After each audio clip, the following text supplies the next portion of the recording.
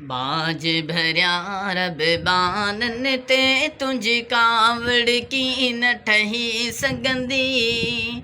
बाज भरिया रब बानन ते तुंहिंजी कावड़ की न ठही सघंदी।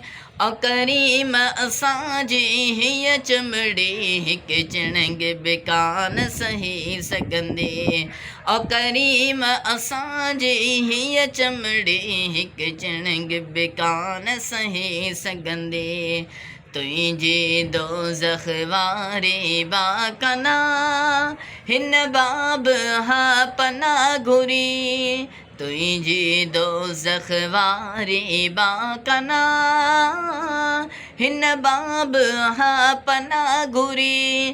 त पोइ कहिड़ी तरह तुंहिंजी दोज़ख में इंसान जी ज़ात रही सघंदी।